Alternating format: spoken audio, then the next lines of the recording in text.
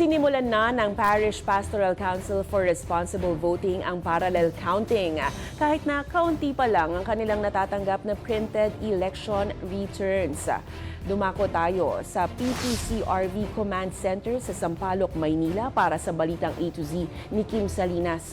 Kim, may mga problema bang nararanasan ng PPCRV sa kanilang parallel counting?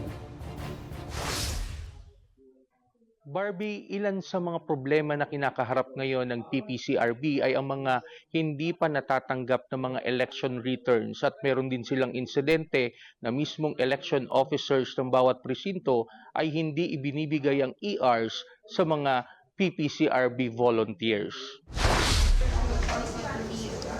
Sa pag-arangkada ng unang araw ng parallel counting ng PPCRB, buhat pa lamang sa National Capital Region ang karamihan sa kanilang natatanggap na printed election returns. Ngayon ho, we have 4,286 na ERs in the command center right now. Nanggagaling ho sa Sampaloc, Quezon City, especially sa Cubao, sa Manila, sa Makati, sa Taguig, at saka sa Pateros. Ang wala pa ho kami ay Luzon, Visayas, Mindanao dahil naman ang lakas ho ng ulan kahapon. So lahat ng couriers at pati na mga coordinators na dediretso dito, hirap hong lumuwas kahapon. Inaasahan naman nila na darating na ang mga ERs ngayong gabi o bukas, araw ng Miyerkules. Noong 2022 presidential elections, nasa 89% ang natanggap nilang election returns at umaasa silang malalagpasan ito ngayong midterm polls. Yun isang ER, buod ho yun ng mga boto ng isang precinct. There are roughly 93,000 precincts. So there are roughly 93,000 ERs na dapat naming dalhin dito. Iginiit ng PPCRB ang kahalagahan ng parallel counting. Importante ho na ipaghambing yung dalawa para malaman natin nung transmit ba siya, nag-iba ba. So kung pareho siya, very good. Pinagkukumpara ng PPCRB ang resulta ng bilang ng mga boto mula sa mga server ng automated counting machines ng COMELEC at sa mga printed election returns kung tumutugma ang bawat isa. Ang problema lang ngayon ng PPCRB, may mga election officers ang COMELEC na hindi binibigay ang ER sa mga kinatawan ng PPCRB sa bawat presinto. Hindi pa rin binibigay on the ground ng mga EOs, no?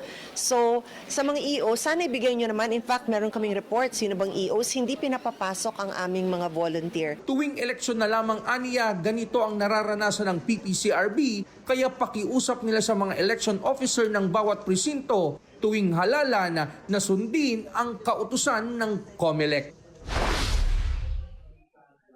Sa ngayon mga ka-A to Z, nasa 97.28% na ang naitatransmit ng COMELEC server dito sa PPCRB server at ilang porsyento na lamang ang inaantay nila at may kabuuan nitong 100%.